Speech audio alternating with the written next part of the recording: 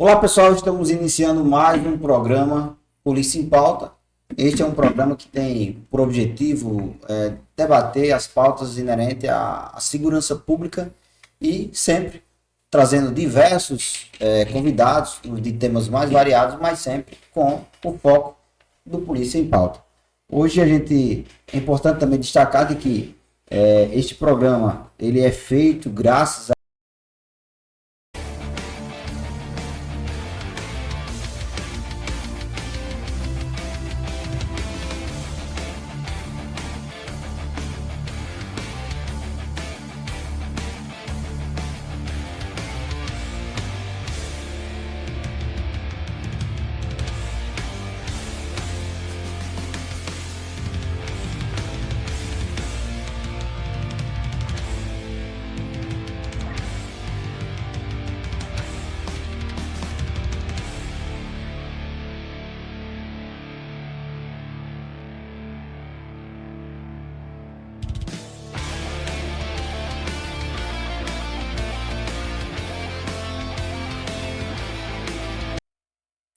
Olá pessoal, boa noite. Estamos começando mais um Polícia em Pauta. A gente tem esse encontro marcado aqui todas as segundas-feiras, a partir das 19 horas, um encontro marcado para colocar a polícia no centro da discussão.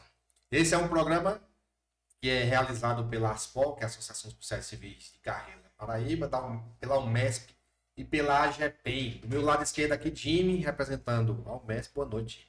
Fala pessoal, boa noite. Aquele recado básico, se você ainda não é filiado à ASPOL, à UMESP ou à AGPEM, procure aí sua representação, que só assim que a gente consegue construir não só esse programa, mas outras ações que nós estamos desenvolvendo no âmbito da segurança pública.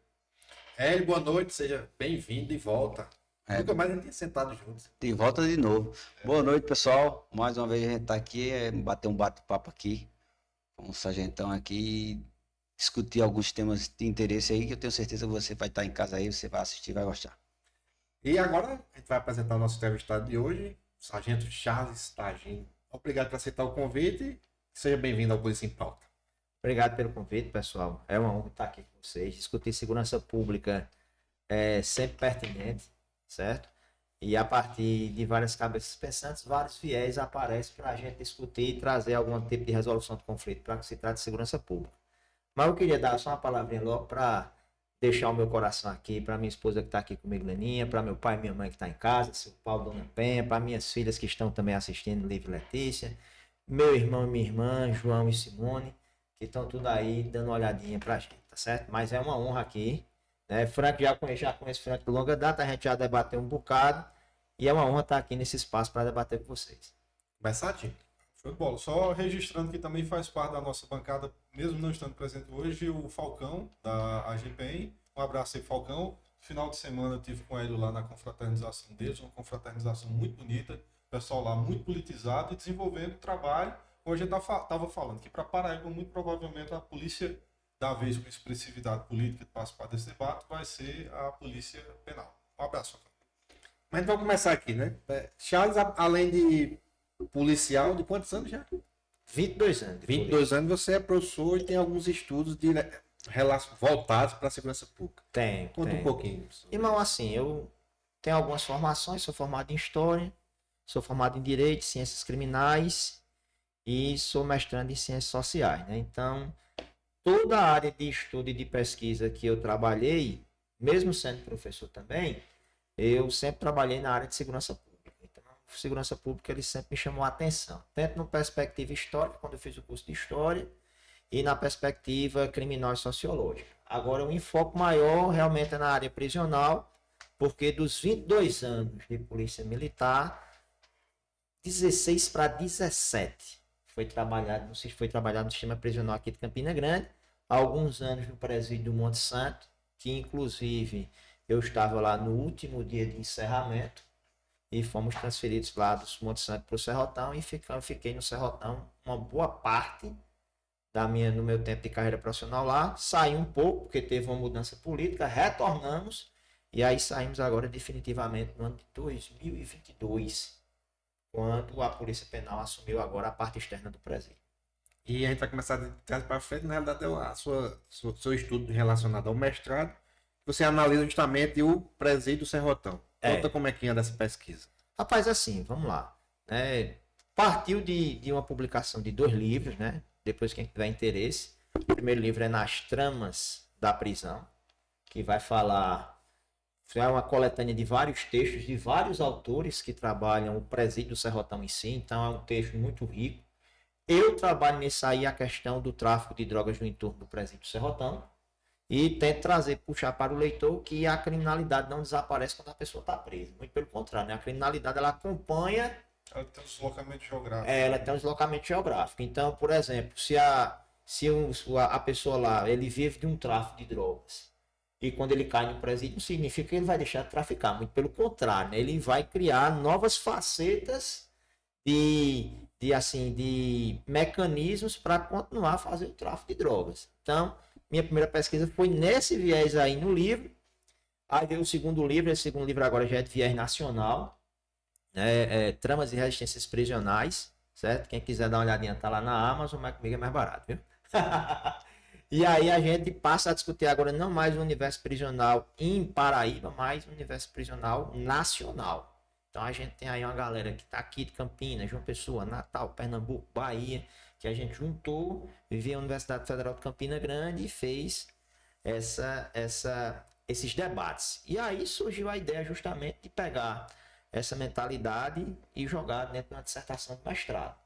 E aí foram 2 anos, pesquisa já... Tenho muita coisa guardada de pesquisa, né? Tive acessos que nem quase todo pesquisador tem devido à profissão, então facilitou bastante para fazer alguns tipos de argumentação dentro do campo. Sargento, eu não sei se é impressão minha, posso estar errado, time também pode me corrigir se eu estiver errado, e Frank, mas a gente percebe, ou pelo menos eu percebo, que muitas vezes os trabalhos que são desenvolvidos pelos profissionais de segurança pública, eu não sei o porquê, mas ele não tem tanta visibilidade. Não sei, estou trazendo aqui para que a gente possa, talvez, levantar essa questão. A gente vê alguns institutos Sou da Paz, institutos criminalística, não sei de quê, anuário de segurança pública, que não tem a visão prática, né, da coisa e escreve muito. E muito que esse pessoal escreve, muitas vezes pauta as políticas públicas direcionadas no Brasil inteiro.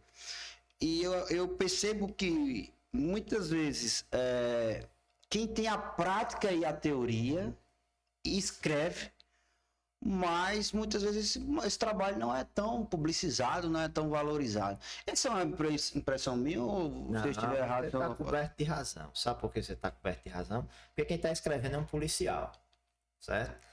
Então, você já ganha esse estigma, né? A gente tem que pensar o seguinte, existe uma visão muito superficial da polícia, né? Que a polícia vem um campo que é para prender e acabou-se, e parece que a galera aqui é vazio de intelectualidade. E não é. Vai ter muita gente boa na polícia que trabalha, que escreve e que dá para fazer muita coisa boa. Mas a gente vem de um lugar que a maioria das mídias aí não são a favor da gente. Você percebe que o discurso policial é um discurso contra a polícia, não é um discurso a favor de polícia. E aí é o seguinte, quando você vai escrever, e aí tu vem da onde? Eu sou policial militar, então o cara já vai pensar que minha escrita já vai estar toda manchada, maculada de acordo com a previsão que ele tem de um policial militar. Realmente, olha, eu sou muito sincero aqui, eu já discuti muito com uns colegas gente da universidade, e eu digo, quando acontece alguma coisa num presídio, aí vem um jornal A, B, C ou D e chama um advogado para discutir a questão do presídio. Pô, meu irmão, e ele vive lá? Depende do advogado. Depende do advogado, né? Depende do advogado. Tô lá de 3 em 3 dias, irmão. Tem cara lá que tá lá dia sim, dia não. Tem cara policial penal que vive lá. Eu acho que esse cara é o cara que tem condição realmente de trazer o quê? De trazer uma informação. Então, por ser policial, nós não ficamos num canto de evidência como pesquisador. O que em todas as profissões é diferente. A gente tem uma problemática razoável com relação às ciências policiais e ao envolvimento com a academia, muito, no meu entendimento, muito fruto do que foi o período ditatorial militar. Com certeza, com certeza. Que a gente só veio conseguir conquistar o campo dentro do campo de ciência, de estudo de ciência policial, há 1 ano atrás ou 2 anos atrás. Então, até lá, você não tinha esse espaço para poder desenvolver os trabalhos. Mas eu vou até complementar um pouco o raciocínio que você tem, acho que o Sargento também pode corroborar. Para além disso, ainda tem uma problemática, porque quando eu vou olhar os textos que tratam sobre a segurança pública no âmbito nacional, o recorte que os caras fazem é Rio de Janeiro e São Paulo. Perfeito, São Paulo, perfeito. Entendeu? A dinâmica que acontece lá é completamente distinta da nossa. Rio de Janeiro é uma cidade atmosfericamente diferente do restante do Brasil. Então, e eu vou dizer a você. Eu dar lá da defesa. Não, e outra. O próprio discurso acadêmico, ele já sabe disso.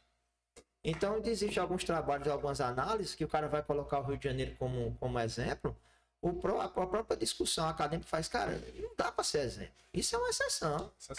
Rio de Janeiro vive em estado de guerra. Mas o senhor não acha aí vamos falar agora. O senhor não acha que as nossas, eu estou falando isso porque eu vi que o senhor trouxe aqui que tem grupos de estudos de várias pessoas do país inteiro. Do país inteiro.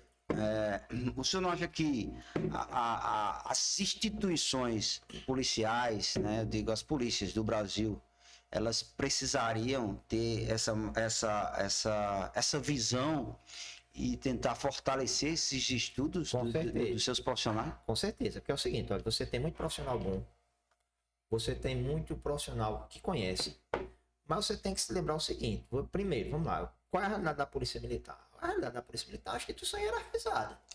Então, quem é essa gente? Está agindo na fila do pão, dentro de um sistema policial militar. Né? Olha, eu apresentei aqui um bocado de currículo que eu tenho, mas esses currículos eles não são tão significativos dentro da instituição. Dentro da instituição. Aí é ruim para a população que ela não conhece a nossa realidade, que acha, porque, de fato, eu também fiz a graduação, fiz o mestrado, fazendo especialização, pretendo tentar o doutorado, e o pessoal diz, não, mas você primeiro o critério salário, você está recebendo bem. Você diz, não é assim. A instituição, ela não me recompensa por aquela especialização, aquele conhecimento que eu desenvolvo externamente. Eu faço isso, imagino que também você faz, os demais aqui fazem, porque a gente quer. A gente faz e tem condição de contribuir para a instituição. Mas ela precisa querer. E é benéfico para a instituição. Então, quando a gente fala, recentemente eu estive debatendo no Centro de Educação da Polícia Militar, específico da Polícia Militar, mas eu acho que é uma realidade também da Polícia Civil, sobre o que é uma instituição de ensino em si. E quem regulamenta a instituição de ensino no Brasil é o MEC.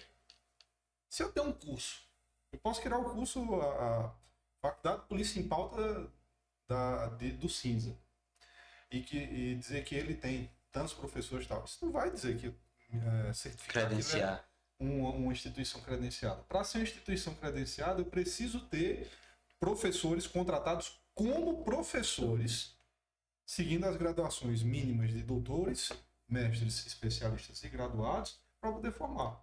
Eu desconheço, acho que com exceção da Polícia de Goiás, que faz uma parceria com uma instituição privada, e a Universidade da PRF, que não tem contratação de professores como professores. O resto é um sargento agindo da vida, que tem um mestrado, aí tem uma Ilana, que foi que a gente trouxe para cá, um colega que também tem mestrado, etc. Vai dar aula lá, mas não como professores contratados, mas sim como policiais que se especializaram e vão lá naquela instituição. É isso aí. E outra coisa, você vai ver que por muitas vezes sua formação, a minha formação, é uma questão de necessidade pessoal. Você está fazendo todo esse trabalho, você está perdendo a noite estudando, você está escrevendo, mas você está vendo que você está fazendo isso para você. Porque se você tivesse um arcabouço maior e a instituição dissesse, não, Tagino, termine isso que você vai galgar outra coisa dentro da instituição, você vê que a instituição ia ser muito melhor. Agora, é importante a gente fazer um parênteses aqui, que eu acho, Franco me corrija, que na Polícia Civil e na Polícia Penal já há sim um reconhecimento, caso você tiver alguma graduação. Não, a gente no PCC a gente não teve isso. Mas da Polícia Penal tem, né? A Polícia Penal tem. É um requisito para mudar de categoria. Não é categoria, mas. Categoria A, B, C, né? Porque nesse caso aí seria Não, horizontal. a vertical mesmo deles, eles Até a vertical. precisam disso. penal.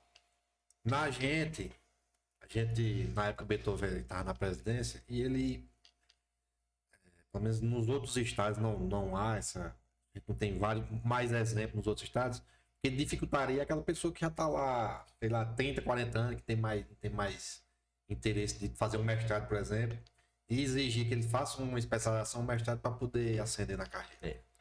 E eu vou dizer a você, eu acho que um dos fortes agora nessa geração, né? Porque eu não posso dizer que eu vim de uma geração muito antiga, eu sou de 2002, mas em 2002 a internet engatinhava, né? Não sabia nem o que era podcast em 2002. E agora nós estamos em 2024 e esse é um espaço como esse que abre o leque e abre a possibilidade para fazer esse trabalho de garimpo, para você ver que tem muita gente boa trabalhando lá dentro, tem muita gente esforçada, tem muita gente que está estudando, certo? Pô, meu irmão, quantos educadores físicos tem dentro da polícia? Você vai perder a conta, entendeu? Isso. Com dupla certificação. Certificação E na universidade e depois uma certificação também dentro da instituição que... Isso. Ei, quantos formados em direito você tem dentro da Vários. instituição? Você tem vários, irmão. Você tinha isso há 30 anos atrás? Não. Tinha. Só me ajuda aqui. Quando foi que houve o primeiro concurso para a Polícia Militar? Eita, meu amigo, agora você me pegou. Se não for na Salve, memória, foi em 93. 90 e alguma coisa. Então é muito recente, né? Lá antigamente, Não, as calma, vamos formações... por partes. É porque quando a gente fala dessa sua pergunta, se eu englobar o CFO, eu vou ter um outro recorte. Vai ter outro recorte, verdade. Se eu falo de praças, CFSD, Ei. eu vou ter um outro recorte. Eu tenho o registro de pessoas, alguns antigões, dizendo que tinham feito prova no ano que eu nasci, 87. Agora, aquele convencional de estar no Diário Oficial da União, acho que o primeiro é da década de 90 para cá. Eu conheço Então você tem turma de pouco, muito 93, recente, fala. 93, você tem aí 31. Né? Aí é o seguinte, aí você percebe que você tem muita gente boa, muita gente capacitada e que podia estar, assim, rendendo muito mais. Agora, até uma provocação que eu faço, que me fizeram provocação, achei extremamente válida. A gente não corre o risco de quando eu tenho o cara se especializando na academia, na parte acadêmica, ou em algum outro campo, de estar fazendo desvio dessa função dele. Por quê? Porque a primeira coisa que disser não, você é um cabo. A sua função é uma função meramente executora, né? Eu preciso ter. Será que isso também a gente não correria o risco de, em ter uma tropa altamente especializada, eu ter prejuízo? Por quê? Porque no final das contas o pessoal vai estar tão cabeçudo e tão... Não, eu acho que depende do foco da coisa. Por exemplo, você imagina, você tem psicólogos dentro da instituição, você tem enfermeiros. Você tem médicos. É uma função que pode ser muito bem aproveitada na atividade fim. Na verdade, segundo Você vai para uma ocorrência com uma pessoa com surto psicótico. Se tiver um psicólogo, um psiquiatra Já ajuda. dentro, já ajuda. Aí- Um enfermeiro já ajuda. Mas eu vou dar uma resposta boa com a lei orgânica da Polícia Militar a âmbito nacional. Daqui a 5 anos, qualquer adentrar dentro da instituição vai ter que ter um curso superior. Tem que ter. Né? Vai ter que ter um curso superior. E o que é que a gente analisa com isso, né? Esse discurso é muito antigo, né? Desde quando eu entrei em 2002, né? Quanto mais o profissional for preparado, mais qualificado ele vai para trabalhar. Mas esquecer também que mais também vai ser cobrado. Vai ter uma cobrança muito maior, né? Porque uma coisa é você chegar dentro de um curso como esse, você ser um cara de nível médio, nada contra o pessoal de nível médio, não desrespeitando, e você pegar um cara de nível superior. O cara de nível superior vai ser cobrado maior. Mesmo, esse bicho tem curso superior e fez um negócio desse. Não, até porque a própria sociedade já está nos exigindo um comportamento diferenciado na própria atividade fim. Né? Então, não é só, também trazendo o mesmo pensamento, não é dizer que o cara de ensino médio não tenha, mas assim, o cara vai ter que estar papeirando um pouco mais, vai ter que, antes de resolver uma ocorrência, ele vai ter que pensar um pouco mais, porque a sociedade está exigindo esse comportamento. Eu sou professor de cursinho de preparação para concurso, né? Vou até fazer meu jabazinho, viu? Sou lá da aprovação. Sou de direito penal militar também. Dou aula de direito penal militar e aula de direito penal. Tem hora que o povo pensa, meu irmão, tu faz tudo e não faz nada ao mesmo tempo. É coisa demais. Mas a gente teve o concurso da Polícia Militar do ano passado, meu irmão, era muita gente que queria entrar, muita gente. Por quê? Quando os caras descobriram aqui a possibilidade no próximo concurso, porque aqui a realidade da Paraíba, os concursos para soldado é muito espaço. O último, você tirando esse do ano passado, foi 2018. 5 anos, né? A lei vai ser regulamentada daqui a 5 anos também. Então começou a criar uma celema que, meu irmão, Se não for agora, se não for agora, eu não passo. E outra, já tem gente que tá dizendo, se for do jeito que tá, eu formado, eu vou para outro canto. Eu vou para outro canto. Já tem gente pensando desse jeito. Teve um concurso do Rio Grande do Mas você Norte. disse que vai para outro canto porque não compensa a questão Não salarial. compensa salarialmente. O cara fez o curso superior, pronto, o cara fez o curso superior de odontologia. Ele quer entrar na polícia porque ele quer aquela estabilidade. Quantos dentistas não tem dentro da polícia? Tem vários. O cara que quer aquela estabilidade, ele pode conciliar da forma mais Dá pra interessante. conciliar. Dá pra conciliar, certo? Aí o que acontece? Aí o cara vai entrar esse bicho. Eu não vou entrar aqui não. Já foi. Entendeu? Tem outras polícias militares que a questão salarial é melhor? Vai. Mas você já no cursinho, tem gente que já está perguntando. Professor, vai exigir curso superior? Porque se exigir curso superior, eu não vou não. Eu vou para outro canto. E aí a gente vai ver como é que vai ser essa realidade daqui a 5 anos. Quando tudo for exigido agora para ser soldado da Polícia Militar, você tem que ser um curso Eu superior. me lembro que até teve uma discussão, Fran, na época que foi votada a lei do extra dos policiais, e a gente eu não estava dentro da discussão diretamente, mas indiretamente a gente estava ali contribuindo, né?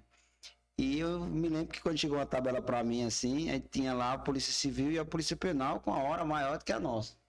E de fato se configurou.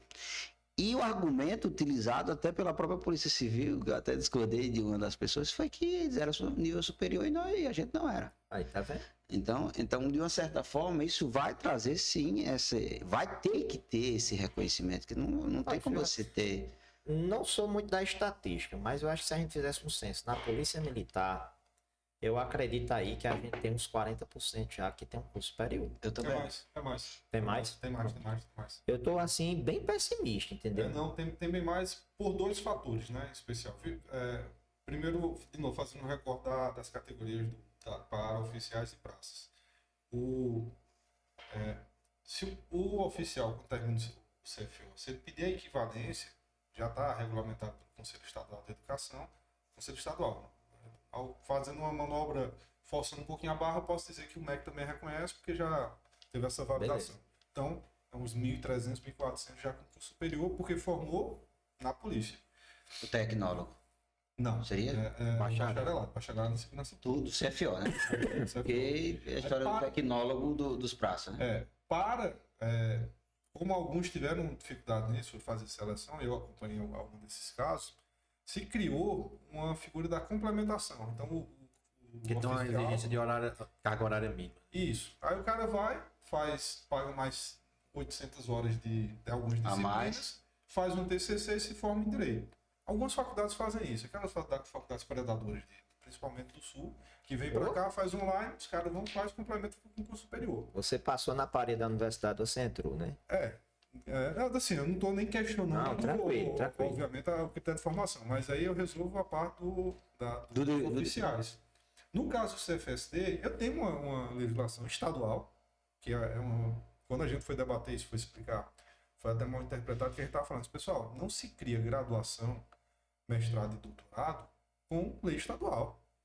Não é assim que se cria. Você vai criar com a estrutura dessa. Se eu não tenho estrutura suficiente, que a gente tinha falado anteriormente, de ter professores, quantidade de doutores, mestres, especialistas e graduados, para além disso uma biblioteca, eu posso fazer uma parceria.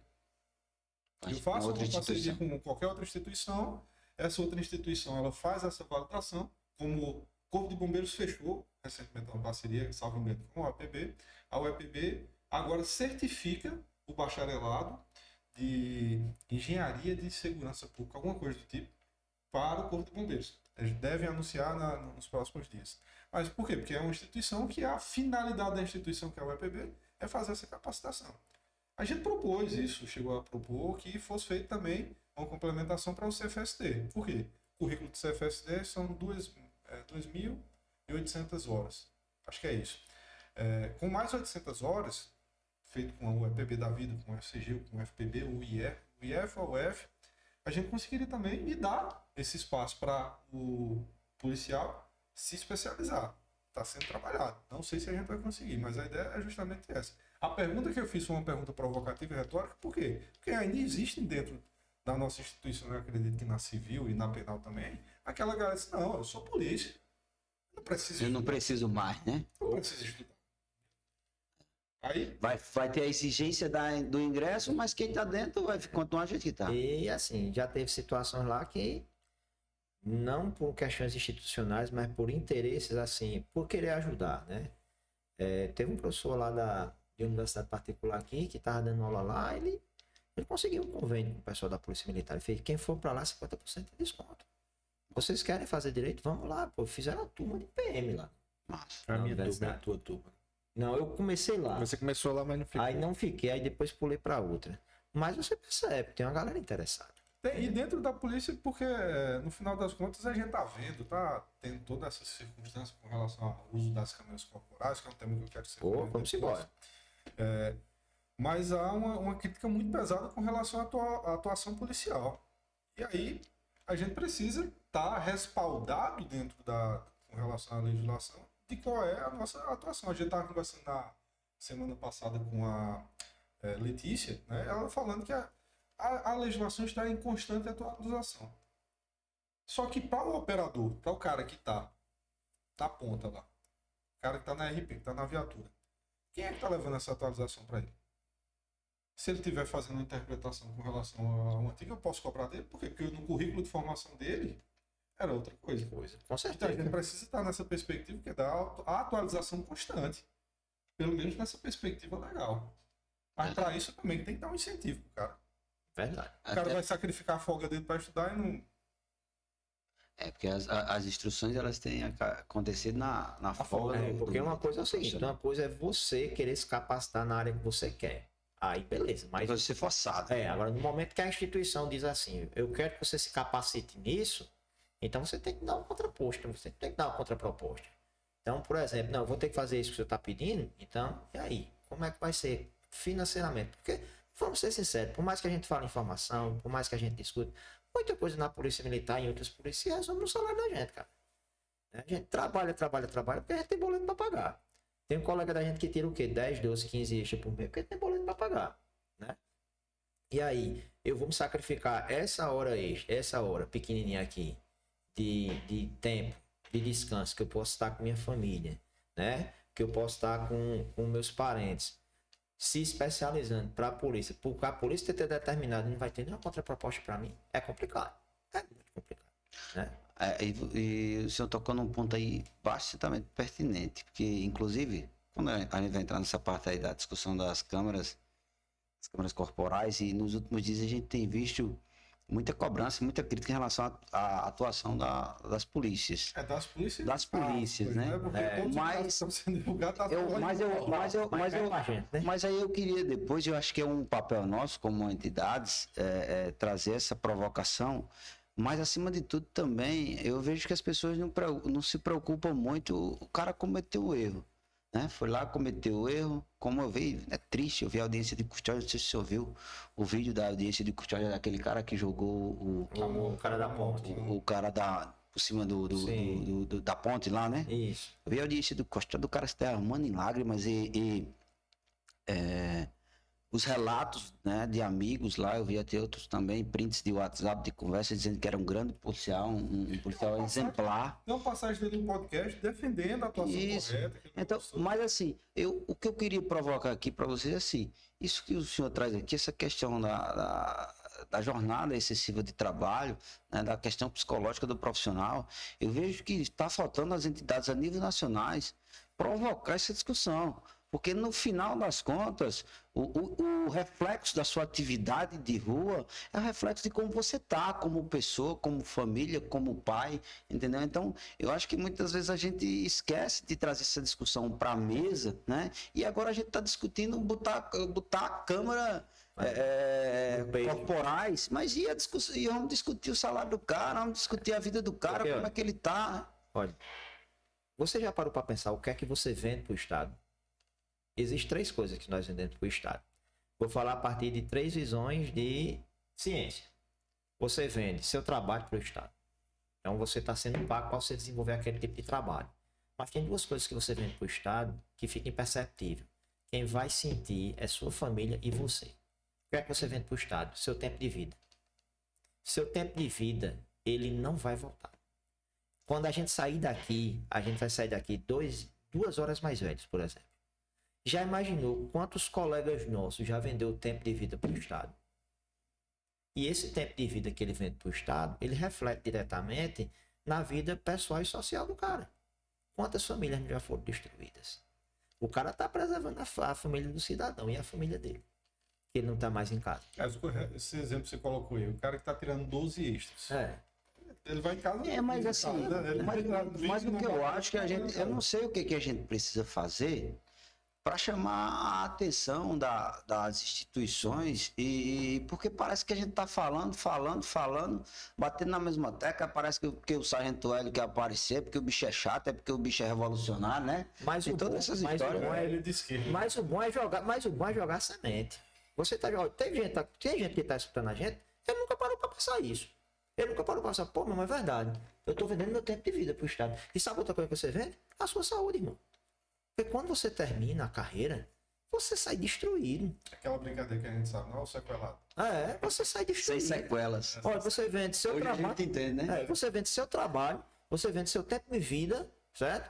E você vende sua saúde. Eu sou policial que defende que policial militar é para ter no máximo 25 anos de serviço. E depois para casa. Serviço de risco, rapaz. O cara não sabe se no outro dia ele vai para casa. Ele vai trabalhar com os problemas dos outros. Você vai estar trabalhando. Você passa 24 horas solucionando os problemas de terceiros, que não são seus. Tá certo que você está sendo pago para isso. Mas você já parou para pensar a carga psicológica que esse cara tem, que vai refletir no corpo do cara, vai refletir na saúde do cara. Tu tá entendendo? Então... Esse podcast é padrão. Obrigado. Agora, desde que eu cheguei aqui, gente, tem uma pizza que ainda não chegou. Então, se você pensar desse jeito, qual é a ideia? A ideia é o seguinte, é pelo menos abrir a mente das pessoas. Olha, tá, gente, você tira extra? Não, não tiro extra. Meu extra é justamente na minha área que a lei permite. Eu sou professor. Entendeu? Eu sacrifico minhas horas em outro canto. Perfeito. Mas e os colegas de agente que só tem polícia? Né? Essa galera que não tem curso superior, não tem aptidão para. Às vezes até tem. Às vezes, mas o problema é que não sobra outra coisa. E aí é o risco que eu tenho demais. O cara é o bico.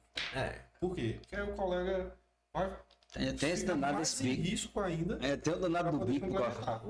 E você pode analisar que a maioria das mortes acontece justamente no bico. É um estudo que é um pouco complexo, né? Aqui é a realidade da Paraíba, você não vê. Qual é o policial na Paraíba que é morto realmente em combate?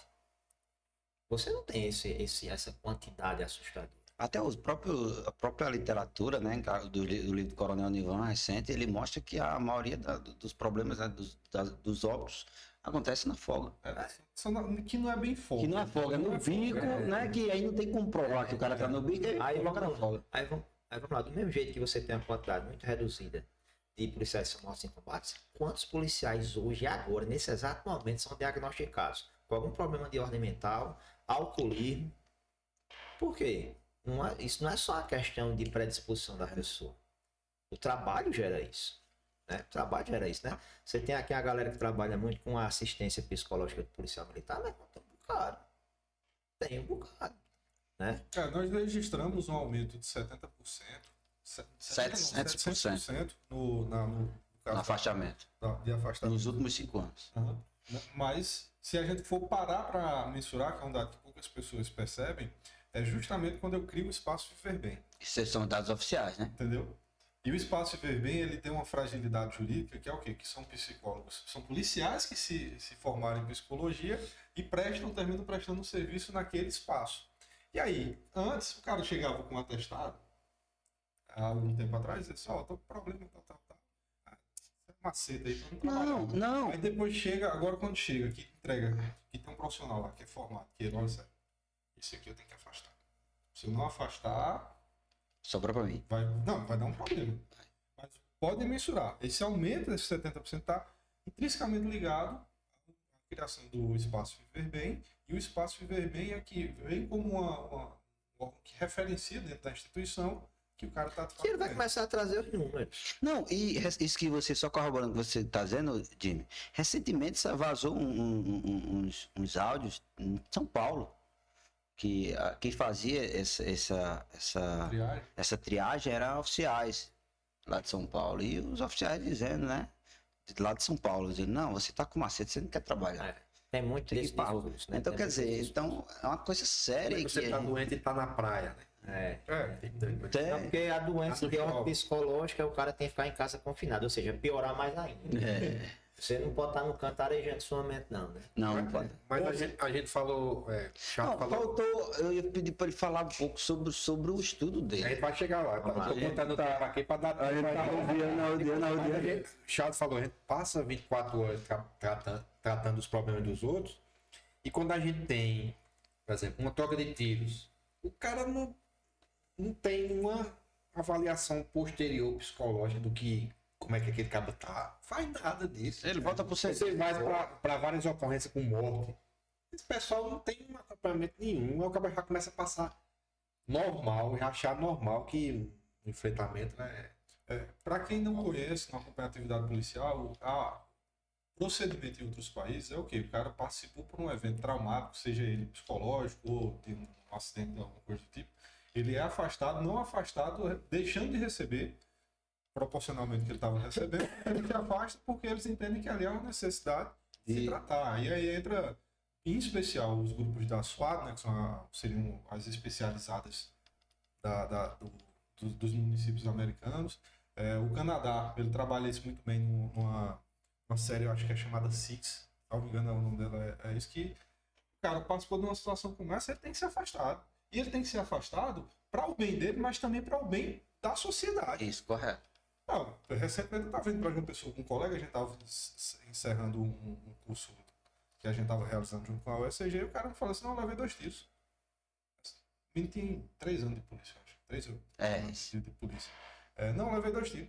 2 tiros. Não, tem uma munição alojada aqui ainda. Já não pode fazer ressonância magnética. Exato. Como é que fica o psicológico de um cara desse? Verdade. Entendeu? E é assim, a gente precisa... naturalidade. Porque, infelizmente, esse processo de violência que o próprio policial passa, nessa objetificação, raspar a cabeça, retirar a barba, perde o nome, vira um número, é um processo realmente de objetificação, porque a única profissão que você não forma, você adestra, faz com que o cara, às vezes, ele esqueça que ele é um indivíduo. Não sou mais um indivíduo. É por conta disso você... Muda os nomes, né? O sobrenome. Exato. Não, você perde toda a sua Todo, identidade. E eu vou dizer a você, lógico.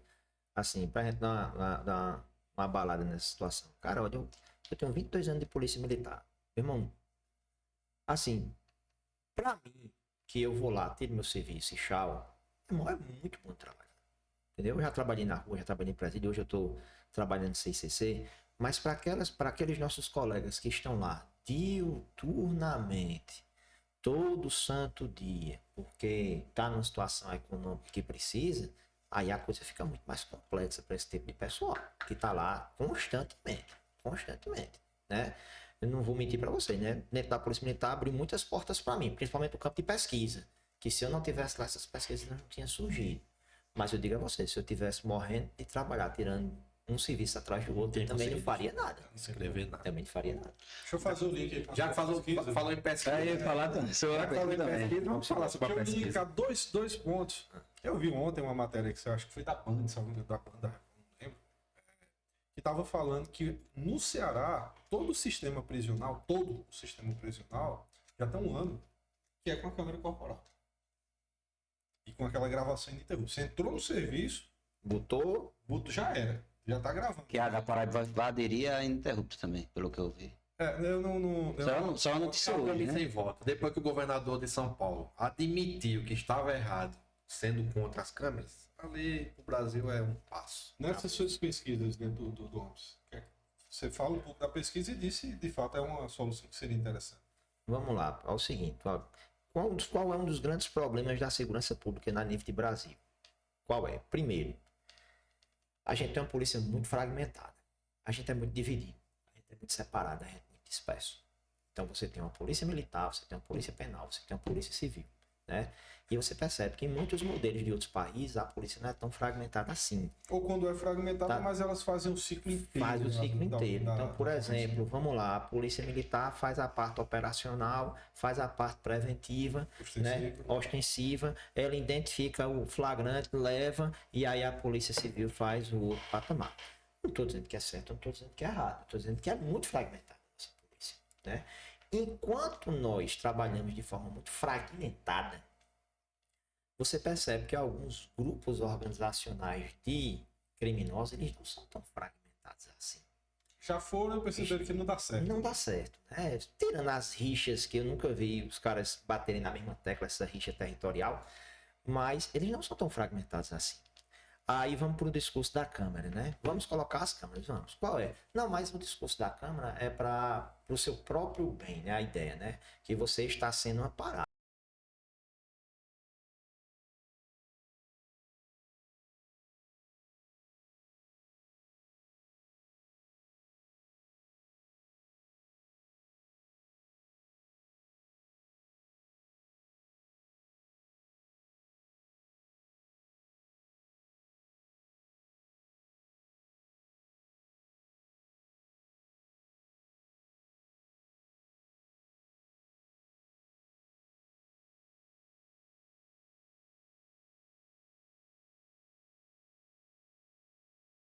Faz parte não, como se a gente fosse o protagonista do processo, onde na verdade a discussão da ditadura é exército, não é só polícia estadual. Mas as polícias militares se tornaram vítimas desse processo. É. Aí vamos lá, e vamos colocar uma câmera para justamente fiscalizar, não é para o bem do policial, é para fiscalizar o serviço do cara.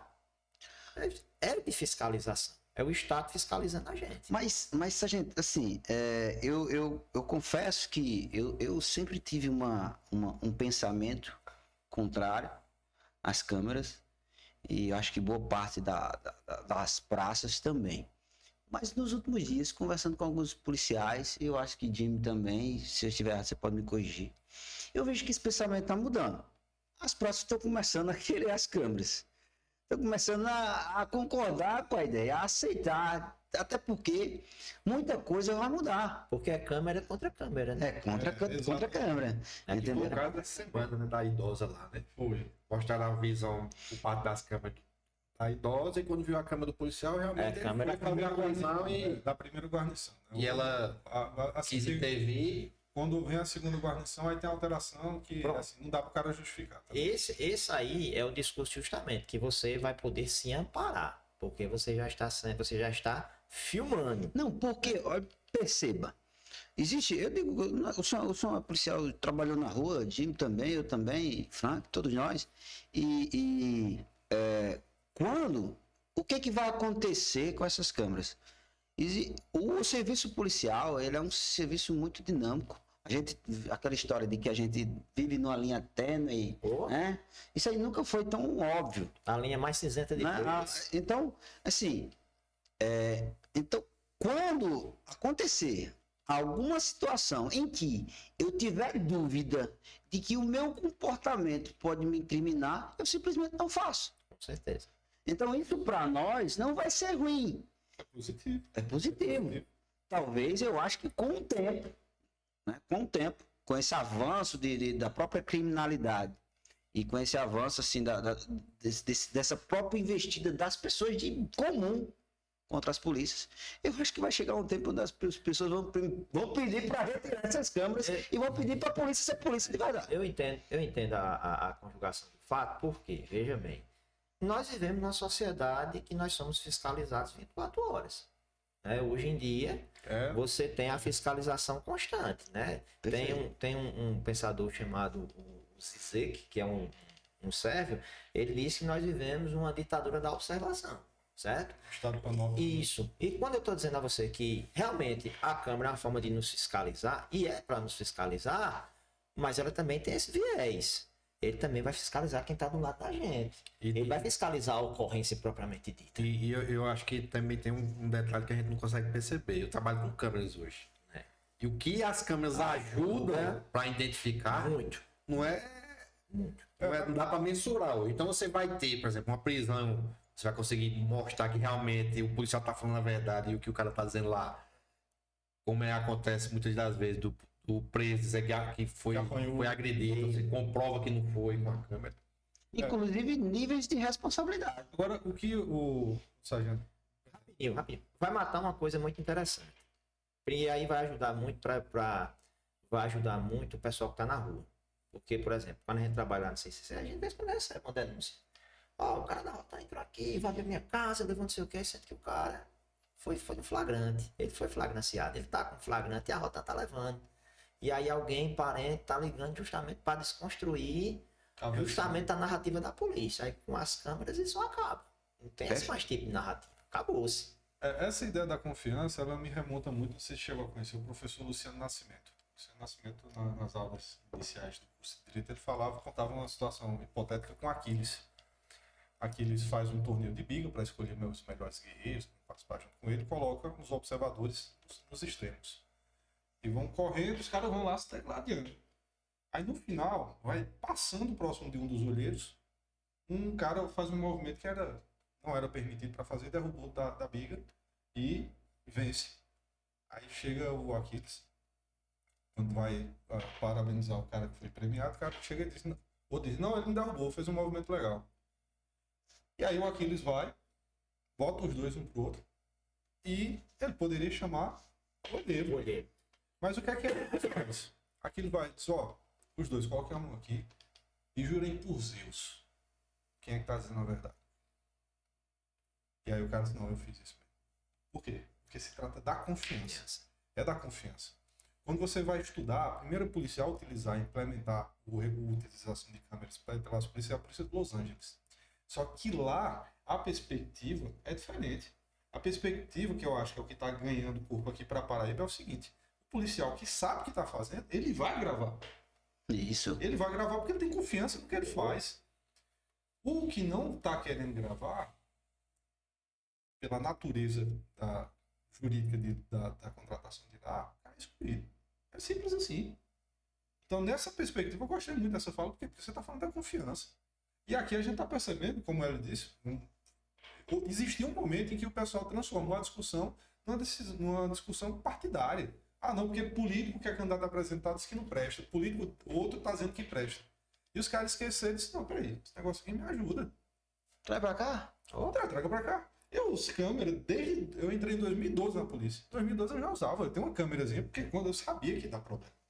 Mais cedo ou mais tarde você se enrola numa ocorrência. Pois é. Aí tá aqui. Eu tenho ainda algumas gravações antigas, depois posso até compartilhar, que vinha alterando e o cara tinha com a câmera. Não vê o que eu tô gravando. Fica aí.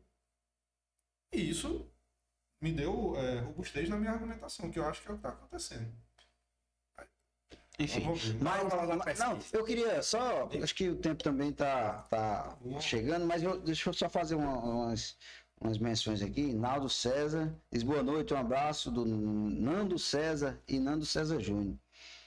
Comanche nas guardas municipais que tem graduação, pós-graduação e doutorado ganham mais a dar uma delas na polícia. Você acha que isso daria certo? Eu particularmente não acho, devido à hierarquia e disciplina. Não entendi bem o comentário. Eu acho que ele está dizendo assim, se eu tenho um doutorado, eu deveria ter um salário um pouco maior pelo diploma que eu tenho. Mas eu sou sargento. Quer dizer, que o salário vai ultrapassar que um tenente? Não, mas eu acho que não dá para... Nós estamos um pouquinho muito longe de ultrapassar. Com certeza. Estamos muito longe. Com certeza. Então, aí tem Francisco, vocês falam sobre a doença, fala só sobre doença, fala do aumento de salário. Boa noite, senhores. A conversa tá boa, abraço. Juan de Marco, será? Enfim. Eu também, professor Tadinho, também? o nome é bom. Então, um abraço aí pro pessoal que tá E aí assistindo. já chama o pessoal para seguir o canal. Siga as notificações. Porque a gente já disse aqui que todas as segundas-feiras a gente tem esse encontro marcado a partir das 19 horas. E aqui pra gente, né? Eu acredito muito. Cara, eu gosto muito desse espaço, porque a internet, ela abriu uma possibilidade de discussão muito grande. A gente não vai ver isso numa televisão aberta. Claro, aqui é discutindo segurança pública com quem entende só de segurança pública. E outra coisa, detalhe, a gente traz pessoas aqui com visões diferentes da nossa, que não são profissionais de segurança pública, mas têm uma visão aí na área de criminologia e de polícia, e a gente traz e a discussão flui aqui bem tranquilo. Mas vamos lá, vamos ver se dá tempo para a gente falar sobre um pouco de pesquisa. O senhor passou um bom tempo aí, faz 16 anos no presídio. O senhor falou que fez uma pesquisa bem vasta aí nessa área. Eu pergunto ao senhor, na sua visão, lógico, a pena, o princípio primordial da pena seria de caráter pedagógico, enfim, mas o senhor já traz uma visão aqui de que nos presídios a coisa está um pouco complicada. Tá. O Brasil, mesmo com toda uma política de desencarcerização, né? Existe essa discussão, né? Existe a audiência de custódia, que é criticada por muitos, por outros não, enfim, não vou entrar no mérito da discussão da audiência de custódia. O senhor acha que no Brasil, com tudo isso, mesmo com essa política de não prender, de muitas progressões que nós temos de regime, mas o Brasil ainda acho que é o terceiro, né? Maior população do mundo. Na visão do senhor, com a experiência do senhor, o que falta para que o Brasil a gente possa... Existe esse sentimento de impunidade, realmente existe? Os presídios são escola do crime, como se falam? O que está faltando? Vamos lá. Na experiência acadêmica, primeiro, né? Olha,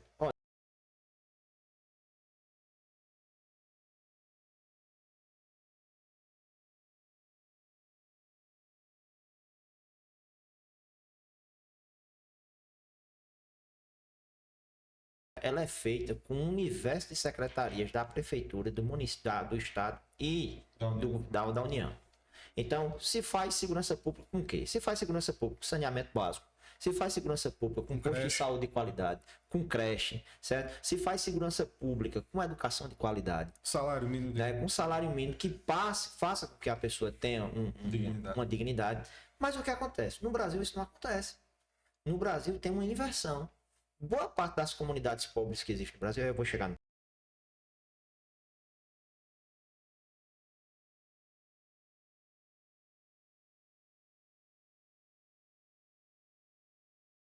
Eu fazendo uns estudos aí, se você chegar para um filho que você tem, dizer, meu filho, você quer o quê? Você quer ser o quê quando crescer? Ah, pai, eu quero ser médico, quero ser igual ao senhor, eu quero ser policial, eu quero ser juiz. Se você chegar em boa parte desses bolsões de miséria, dessas cidades aí, que a criminalidade começou, eu cheguei, quero ser quando crescer? Quero ser chefe da boca. Eu quero ser traficante, quero que o status que tá isso. O que é isso? É a ausência do Estado. E essa ausência, ela começa a também se estabelecer dentro dos sistemas prisionais. Não, tá, gente, não tem ausência. Tem, porque se não tivesse essa ausência, não teria um poder paralelo que comandava de forma paralela. Porque nos presídios você tem o poder institucionalizado do Estado, representado pela figura do diretor e das pessoas que trabalham lá, mas você tem um poder paralelo que está lá dentro. E aí o que acontece? Acontece que a nossa política de encarceramento, ela deve ser revista de todos os pontos possíveis. Primeiro, raramente você vai ter um presídio no Brasil que segue realmente o que a LEP diz. LEP, Lei de Execuções Penais. A Lei de Execuções Penais. A LEP diz, olha, o encarceramento do cidadão, do indivíduo X que foi preso por isso, não pode ficar junto com esse aqui. E junta todo mundo. Qual é a separação que existe nos nossos presídios? Facção. Que aí é paralelo, né? Que é paralelo. Aí, ó, a facção. Eu sou faccionado num canto, entro num presídio, que esse presídio é quase controlado pela facção inimiga, eu preciso estar isolado. O cara que vem com um crime de abuso sexual, que depende também, viu, de que crime de abuso sexual, porque nem todo tarado lá é visto como tarado, já eu digo por quê, que o cara vai ser isolado, entendesse? Então, primeiro, a LEP diz uma coisa, mas a instituição na prática não consegue fazer. Aí eu vou responsabilizar quem está trabalhando lá? Não, porque se trabalha com o que tem. Se trabalha com o que tem. Por exemplo, você estava falando aí que a galera da Polícia Penal vai ser um dos primeiros a colocar, adotar as câmeras. O Sertão já é cheio de câmera, tanto dentro quanto fora, justamente para ajudar na questão de cobrir o efetivo, né? E aí você vai perceber o seguinte, você vai perceber que a LEP não é muito bem feita. A LEP não é seguida de forma bem feita. A LEP tem muita coisa interessante. Ela é teorizada o Brasil tem um problema gigantesco. De cumprir o que tá na lei. A teoria é muito bonita muitas vezes, mas a prática não consegue alcançar a teoria. Quando você estuda direito, a primeira coisa que você estuda no direito penal é que o direito penal é a última ratio, ou seja, é a última situação que o Estado deveria utilizar contra a pessoa. Mas aqui no Brasil se torna a primeira. Lógico, dependendo de onde você é socialmente, dependendo de onde você vive, Da sua cor de pele. da sua cor da pele, Do nível de influência que do você nível- tem. entendeu? Mas o Brasil ainda prende muito. E prende de uma certa forma que, vamos dizer assim, já, tá, gente, você é a favor da política de desencarceramento? Depende da conduta criminosa, certo? Depende. Não é assim, porque fez, não, vamos ver o histórico do cara. Mas tem pessoas que realmente não devem estar misturadas, não. Eles devem estar separados. Olha, se a própria criminalidade, se a própria comunidade do presídio, ele consegue identificar quem é bandido e quem não é bandido, pô, o Estado tem que fazer isso também. Então, por exemplo, tem um caso lá no presídio do Monte Santo, de um comerciante aqui das Malvinas que cometeu um homicídio na década de 90, e ele pegou 30 anos, eu acho, mas ele matou o cara porque o cara entrou lá e foi tentar estuprar a filha dele. E ele foi lá e matou. Quando ele chegou lá dentro do presídio, a própria coletividade disse o quê? Esse cara não é bandido, não. Deixa esse cara pra lá. Se a própria coletividade consegue identificar, o Estado também tem que ser capaz de identificar isso. Então, nós vivemos num sistema penitenciário, eu não vou dizer colapsado, certo? Eu vou dizer quase colapsado, certo? Mas que deve se mudar muitas das questões da prática, certo? Porque é o seguinte, se você der educação de qualidade, saúde pública de qualidade, se você der condição à pessoa a trabalhar, não vai pensar que todo mundo vai querer ir para a criminalidade. Então tem que se trabalhar logo da base, da formação de um cidadão brasileiro sério e consciente que esteja disposto a trabalhar. Mas qual é a cultura que nós vivemos hoje? Eu vou dizer qual é a cultura que nós vivemos hoje. A cultura, vamos lá. Primeiro, o Estado ele não é presente em todos os cantos, principalmente nesses bolsões de miséria. Vivemos numa sociedade em que a sociedade vive numa sociedade da apologia do consumo. Né? Nós vivemos numa sociedade muito consumista. Né? As músicas das tendências são o quê? São de consumo constante, de ostentação. Né? E aí você tem um cara que não tem nada disso. E a única possibilidade que ele vai alcançar aquilo que a cultura lhe empurra a goela abaixo é a criminalidade. Como diria os Racionais, é o caminho fácil, né? A vida É o fácil. caminho fácil. Então, é muito complexo essa temática. Muito complexa. Porque estudar presídio, não tem que estudar logo o presídio. Você tem que estudar as comunidades que vão abastecer esse presídio com o quê? Com uma comunidade de presos, de encarcerados. Se a gente conseguir resolver lá atrás, vai diminuir o gargalo aqui. Não vai entrar tanto. O governo federal hoje está trabalhando, né? Vai financiar a construção de presídios privados. É estranho demais você ver o governo do PT. Arrepia, né? Arrepia. É meio arrepia. contrassenso das políticas que eles defenderam nos programas, mas que eu vi que eles vão financiar com dinheiro do BNDES a construção de presídios privados para receber esse pessoal. Como pesquisador, o que é que você acha? Cara, como presídio, olha, porque tem uma situação muito grande. Vamos o quê? Vamos fazer um presídio privado, bora. Mas eu tenho que alterar a legislação para isso. Como é que esse presídio privado vai funcionar? Né? Porque existe uma dinâmica dentro da instituição pública e existe uma dinâmica dentro da instituição privada. E de instituição privada, ele já está dizendo o dinamismo dessa instituição é um lucro. Qual é o cara que vai abrir uma instituição privada para não lucrar? Não é não? E como é que lucra no E presídio? como é que lucra dentro do presídio? Como é que o Estado vai realmente Mais preso, fornecer né? Mais dinheiro? preso. Entendeu? Mais. Mas será que eles vão levar aquele cara que está dirigindo uma Porsche e bate assim? Ou... Não, será vai que... não. Vai não. Sei que o cara que o pai pode ligar para o desembargador de madrugada, eu acho que ele não. Vai não, vai Nem pro não. privado. Mas eu acho que vai ser bonito, sabe como assim, ó? Cada preso da minha instituição custa R$4.500 por mês. Aí depois ele vai custar 5 mil, depois vai custar 6 mil. E você não vê onde é que esses 6 mil é Tá sendo empregado. empregado. Mas No bolso de alguém, né? é um perigo. E para a privatização de um sistema desse, olha, por exemplo, tem 3 coisas que a gente discute, né? De privatização. Vai para privatizar a educação, beleza. Vai para privatizar a saúde, beleza. Segurança. Você pode ter a sua segurança privada na sua casa, com sua câmera, com o cara que faz sua vigia, mas um sistema desse vai sair do controle do Estado. O Estado, vamos dizer assim, vai terceirizar essa situação. E nessa privatização, e se a facção paga mais do que o Estado? É justamente isso. Pablo Escobar montou um presídio para ele. Na Colômbia. O negócio aí é preço, deixa eu aumentar um pouquinho. O juiz determinou a prisão de Pablo Escobar, ele fez sim, mas é na prisão que eu vou fazer. Eu acho que o problema não é nem a questão da privatização do dinheiro para comprar o privatizado. Mas assim, o cara que tá tomando conta lá do preso, ele não tem garantia nenhuma profissional, de estabilidade. Sim, outra coisa. Também. Não é nem a empresa, você pensar num braco, mas o cara lá. E o cara vai ser tem estabilidade, não sai daquele E num país onde a gente estava discutindo aqui, os agentes socioeducativos que trabalham desarmado, como é que esse cara vai garantir a segurança dele e da família dele lá fora? Não vai. E o cara vai ser seletista. O cara vai ganhar um salário mínimo pra ficar ali na boca da cova do leão. Vai dar errado, né? Vai dar errado. Os caras lá, aquele negócio lá do aeroporto, né? Descobriram que tem uns caras que estavam fazendo a guarda do cara, que era eles mesmo, PCC, eram policiais. E aí fizeram das entrevistas lá. Rapaz, na verdade, a segurança pública, e aí eu vi, não sei se vocês viram, tem um documentário que fala notícia de uma guerra particular, que é de 90 e danos. É aquele do Falcão, não, né? Foi feito na Globo com aquele. Eu já assisti. Então, é um voz de secretário de segurança muito antigo, 90 e danos. Lá naquela época, o secretário do Rio de Janeiro já dizia que no Rio de Janeiro é uma guerra perdida, a guerra contra o A tráfico. questão é que não tem como resolver segurança pública, eu falo também como pesquisador, sem resolver o Rio de Janeiro, certo? São Paulo, acho que até pela dimensão de São Paulo, que é um país, praticamente, mas ele consegue ter, pela atuação, Geografia também, né? pela estrutura que eles têm.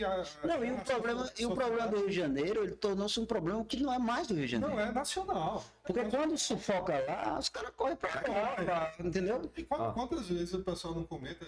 Aqui em Campina Grande virou, parece que toda bodega o pessoal diz, não, o Fernandinho Beiramar veio aqui, comprou não sei o quê pro filho. Já ouviram essas histórias, né? E sabe o que é interessante? No Rio de Janeiro, ele começa a ter certas modalidades que quando você começa a olhar, você faz, não, mentira, isso não existe. Né? Eu li duas obras que é os chamados Traficantes Evangélicos, que tem uma galera lá no complexo de Israel. Eu vi isso. O cara tá dizendo que ele é enviado por Deus para controlar aquela região, irmão. Ele tá santificando a guerra do traficante. Tu já imaginasse se esse discurso de santificação começa a colar? Já tem, né? A Al-Qaeda, salvo engano, quando você começa a envolver a religião, a religião o narcoterrorismo, você não... Porque é complexo de Israel? Porque os traficantes lá, eles usam a farda do exército israelita, bicho. A bandeira dos caras é a estrela de Davi. Tu tá ligado? Sim. Meu, discutir segurança pública no Rio de Janeiro, o cara tem que discutir com a mente mais aberta do mundo. Porque quando você menos espera, aparece um elemento novo que você fala, pô, meu irmão, mentira que isso existe aqui. Né? O Rio de Janeiro Rio de Janeiro é uma situação que você tem que olhar e você tem que perceber que lá a complexidade é infinitamente maior. Né? Não, e a gente fala assim do Rio de Janeiro, mas o que nos preocupa é porque todo mundo já virou público notório. O que está acontecendo naquela região ali de Cabedelo e Bahia, né? As guerras de facção. As guerras de facção, não tem como esconder mais, a mídia já sabe, todo mundo já sabe. E há rumores e informações, não vou dizer, para não dizer que eu estou falando em nome da polícia aqui, eu estou falando em nome do cidadão e da associação. Informações que tem da própria mídia, dos próprios políticos, né? Que foi até tema recente da política, isso aí. É o MP que está falando, né? Não é ele. Não é. O MP que tá falando. Que houve na própria eleição, houve pedido de forças, né? De forças federais na própria eleição, porque falam que é investidas do crime organizado do Rio de Janeiro, que está chegando aqui. Nós temos uma parcela, não vou dizer significativa, porque o Brasil tem muita gente, mas nós temos uma parcela de organização criminal muito grande aqui. Essa ideia de dizer que o nosso crime não é organizado, isso é pura balela, ele é organizado. Né? E se você prestar atenção, tem dados estatísticos, certo? Isso aí é nas pesquisas que a galera faz lá dentro, que os próprios índices de homicídio muitas vezes é diminuído, não é porque a ação policial é efetiva, mas porque a guerra de facção acabou.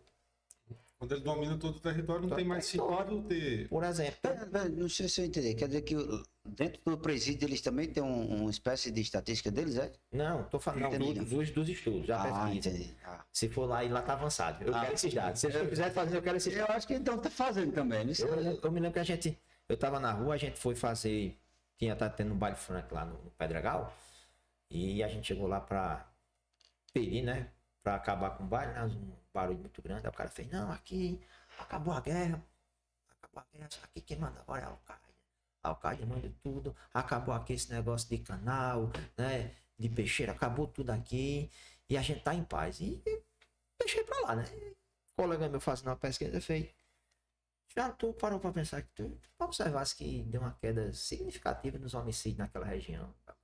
Aí foi bem, mas começou a pesquisar por causa disso. Então você percebe que até os números estatísticos de homicídio, eles vão oscilar de acordo com o comportamento das facções. Olha, pode ter certeza, eu não sei ano que vem, quando sair o anuário. Mas cabe dele vai estar entre as 10 mais violentas, entre as 5 mais violentas, porque pelo cálculo, né? Vai explodir. Não sei.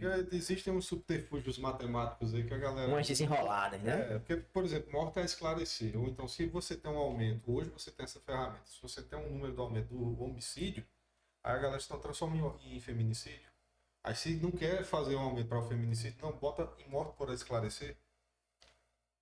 E aí isso obviamente não vai ser exclusividade da Paraíba ou de Cabedelo. Isso é uma ferramenta estatística que o pessoal usa para poder... Tem muito. Mas eu acho que ali não vai ter muito. Eu acho que aqui na Paraíba não tem isso. Eu participei 7 anos montando esses dados. Eu tô achando que... Muito pelo contrário, às vezes tinha um caso que inicialmente era tratado como homicídio e durante o percurso não era, que tinha que mandar relatório final para poder sair de um número lá que não saía. Eu estou mais dessa tese aí do sargento, que o próprio crime organizado, esse controle... Mas aí eu acontecendo compreendo que houve em Campina Grande, por exemplo. Eu tenho propriedade para falar porque eu passei muito tempo no homicídio, estudei alguns casos. Houve, de fato, uma unificação. Antes existia aquela guerra lá no Pedregal, por exemplo, que era 2 famílias diferentes. o canal Um matava o outro, né? Houve essa... A facção maior conseguiu agregar todo mundo. Então, realmente houve isso. Mas também, por outro lado, e eu faço analogia com o futebol, não existia investigação antigamente de homicídio. Verdade. E aí você, mesmo que você não consiga efetivamente 100%, mas você tá ali feito um volante marcando o atacante. Ei, não vem aqui não que Uma hora ele fica cai. mais fácil. Não fica mais fácil fazer o gol. E o cara vai dizer, epa, A não Paraíba é tem uns fácil números não. muito bons, né? De Campina Grande é referência. Eu não vou dizer nem o estado todo, mas vamos pegar o recorte de Campina Grande. Mais de 90% dos casos. E aí eu vou trazer um caso específico, que foi um caso de repercussão em Campina, que foi aquele Da série? Anderson Maravilha, que era um suplente vereador que foi assassinado. Sei quem é, conheço. Foram 15 dias praticamente de busca e apreensão. Polícia no bairro de Santa Rosa uma vez prendeu o cara e acabou de dizer assim, ó, o traficante disse, rapaz, não quer isso aqui não. E o que é que leva isso? Homicídio. Porque a política do Estado, a política nacional de redução do crime de homicídio. Então, rapaz, a gente tá matando o cara porque ele tá devendo R$200, mas só para ir apresentar acompanhar um advogado lá na delegacia, acaba quer cobrar um salário mínimo. Então não vale a pena. E nem criminalmente. Isso, porque a Polícia Civil vai estar lá. O traficante ele passa 1 ano, 2 anos preso, sai, mas o cara que foi preso, condenado a 20, 30 anos de homicídio, ele não sai fácil, não. E, inclusive, né, pronto, no mestrado eu mostro lá, que vai ter um período que quem tá arremessando droga pra dentro do serrotão é justamente a galera que tá endividada na boca. Que o gerente da boca não vai mandar mais matar. Vai trabalhar pra Vai mim. ter que cumprir uma... Vai trabalhar pra mim. Ele se torna uma espécie de agiota da droga. Levar um veículo roubado. Vai levar um veículo roubado, vai... E outra coisa, vai... Gente, teve uma galera lá que pegou um travesti, eu acho que ele foi preso umas 4 vezes. Lá, jogando droga, sabe? Aí teve a oportunidade de conversar com ele. Mano, de novo, não sai disso não. Ô, meu beco sem fim, meu velho. Tô devendo 5 mil conto. Aí se eu jogar aqui o pacote valendo 1.000, eu desconto 4. Se eu perder, aumenta. Aí eu digo, é o agiota da droga mesmo, né? É mercado, não virou mercado. Mercado. Então, se matar, vai fazer um enxame, Acaba perdendo o dinheiro todo. perde o dinheiro Chamado da todo, polícia. mas se eu potencializar ele com um agente indireto do tráfico trabalhando para mim, É mais viável. sabe qual é o nome disso? Empreendedorismo do crime. É, esse cara tá. O cara tá sendo empreendedor. Esse cara tá Desse assistindo. jeito. Estão assistindo muita aula. Tem aí, umas primeiro, pessoas velho. comentando aí. O cara tá sendo empreendedor do crime, entendeu? E O que é que tu traz especificamente na pesquisa? bora lá. Essa pesquisa ela trabalhou muito o seguinte. Eu trabalhei a ideia da prática comercial que os presos do Serrotão desenvolvem lá dentro. Então, Não só do tráfico de drogas. não só do tráfico. Eu trabalhei. Eu fiz uma análise.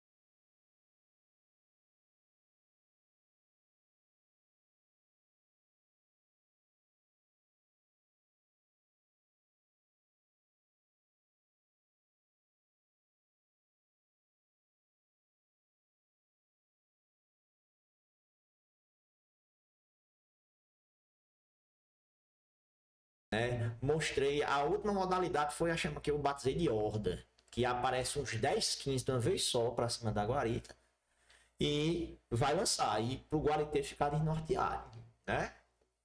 Deu errado em Como duas você vezes. pensaria pra ele, se das 10 se entra um, Tá já valendo, né? tá valendo. E eu vou dizer um negócio a tu, irmão.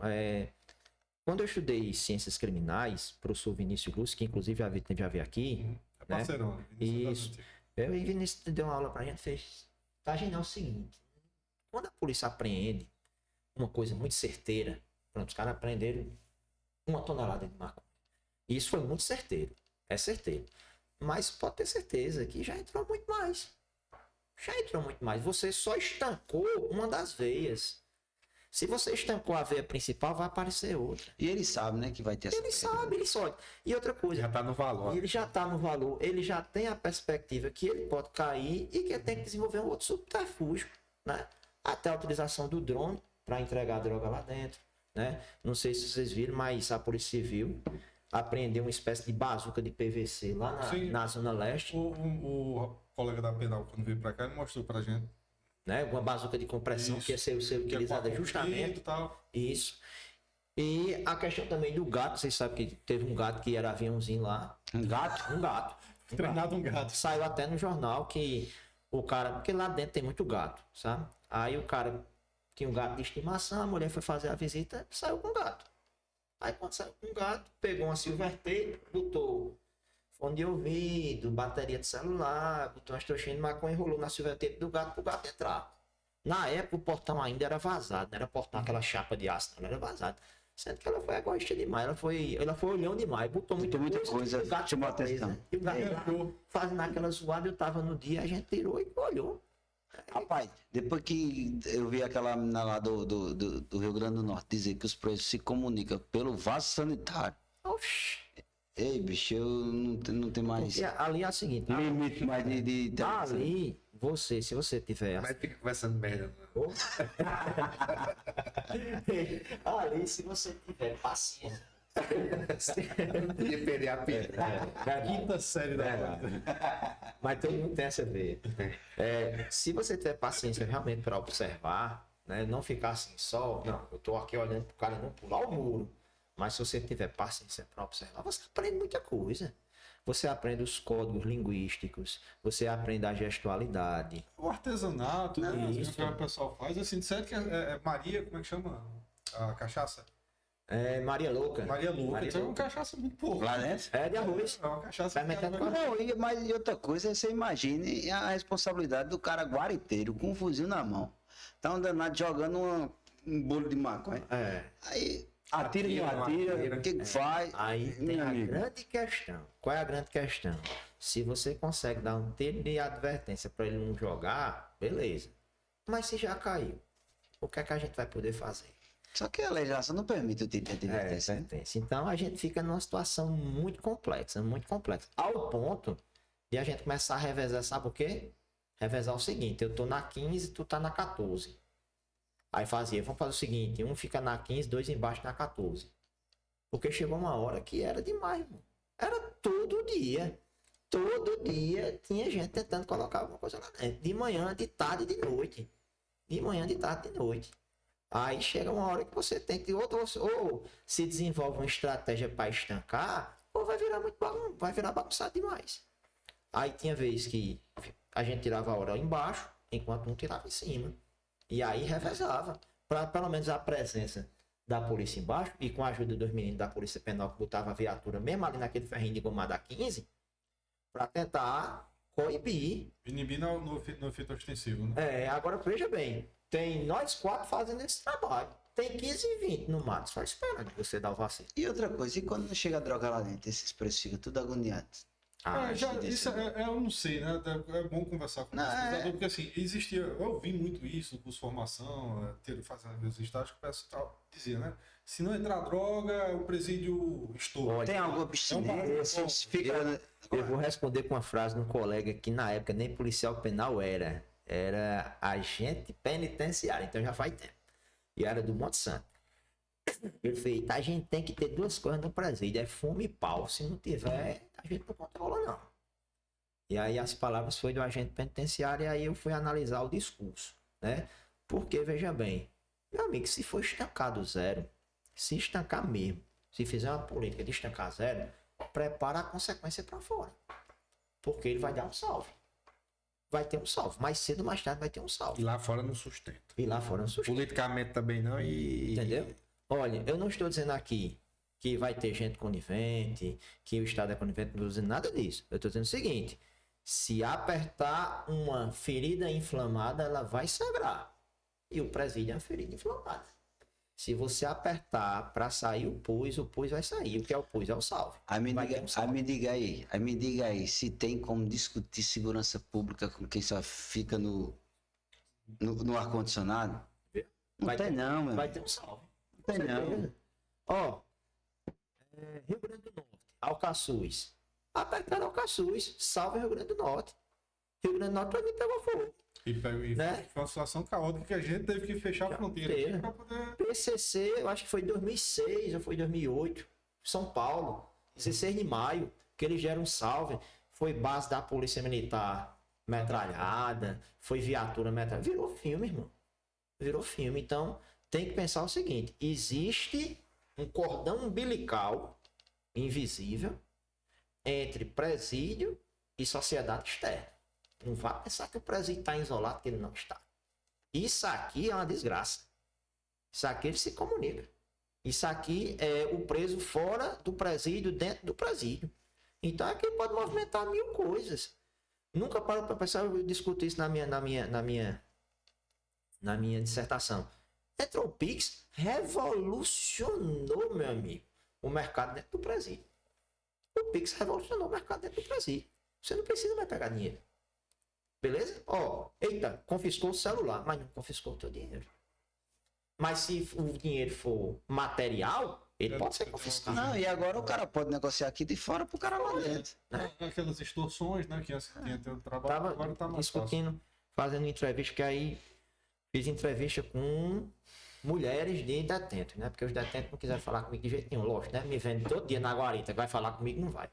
Aí eu conheço uns 3 parentes que já teve lá. A venda da pedra, que é a venda da cama. É tudo por fora agora, via Pix. O cara chega lá e faz, ó, a pedra aqui no pavilhão tal, é 10 mil pontos. Pix. Acabou-se.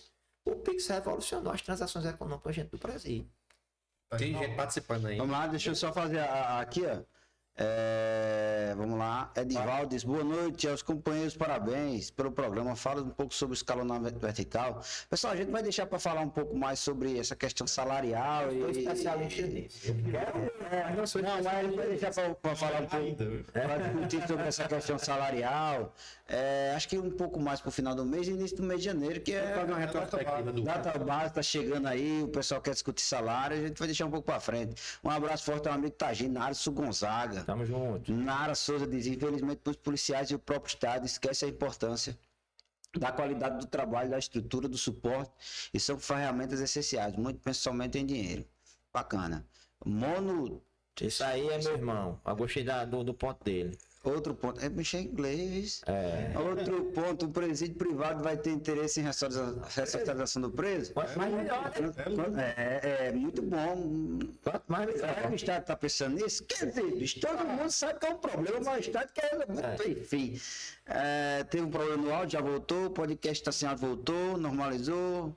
Paulo Ronaldo diz, boa noite a todo mundo. Kalina Sueder, abraço aos colegas, vocês são show de bola. E boa noite, um abraço de Nando César. Pessoal, se inscreva aí no canal, compartilha, manda para todo mundo aí. E, enfim, estamos chegando aos minutos finais, né? Fica à vontade aí, Frank, para... Já? Fica aí, meu filho. Daqui a pouco vai querer. A conversa é boa. Já dá até um cafezinho. A conversa Eu é tirei o fone aqui já de estratégia para ele não dizer assim, ei, falta 10. Jim, boa noite, obrigado por participar. Pessoal, para quem não está seguindo ainda, a gente também tem um perfil lá no Instagram, pode procurar o Polícia em Pauta. Procure também, sigam aí os camaradas. Se quiser fazer o jabá daqui a pouco, Já vai ter essa faço. oportunidade para estar fazendo, para desenvolvendo trabalho. E aquele lembrete, se você ainda não está associado, procure a associação, procure lá a GPEM, a Aspol e a Umesp, porque só dessa forma que a gente consegue desenvolver o nosso trabalho. A gente encerrou um programa que foi muito bom, né? A gente tratou de vários temas aqui, mostrou a perspectiva, mas a gente só consegue fazer isso com a ajuda de vocês. Beleza? Hélio, boa noite. Não, boa noite você que está em casa e você que está aí, que de repente quer participar aqui do Polícia em Pauta, que não precisa ser policial, pode ser também cidadão civil normal, mas quer trazer um ponto de vista, uma discussão interessante aqui para o programa, venha para cá, aqui a gente tem gente feia aqui, mas não morre não. E aqui é a Polícia em Pauta. E aqui, com toda a polícia sempre vai estar em pauta. Você traz o tema e a gente debate aqui do ponto de vista policial, não é isso? Sargento Charles Tagino, obrigado mais uma vez. Obrigado, eu só tenho a agradecer aqui pelo espaço, pela oportunidade, porque é muito interessante nós temos esse espaço de divulgar nosso trabalho, nossa pesquisa, porque muitas vezes fica muito guardado no arquivo, no repositório da universidade, e são essas ideias assim, a partir de podcast, que essas ideias podem fluir, né? Então agradeço bastante. O que eu posso dizer é que a pesquisa ela não terminou, ela continua, porque vem um doutorado aí, se Deus quiser voltar lá dentro, também continuando nesse campo de pesquisa, certo? E para os amigos de segurança pública, estarei lá, estou no CICC, ultimamente trabalhando por lá na supervisão de telefonista, precisando sargentagem, estamos às ordens lá. Pois bem, uma excelente noite a todos. Relembrando, se ainda não segue o canal, siga, ativa as notificações, que a gente tem esse encontro marcado aqui todas as segundas-feiras, a partir das 19 horas. Uma excelente semana e até a próxima segunda com mais um Polícia em Pauta.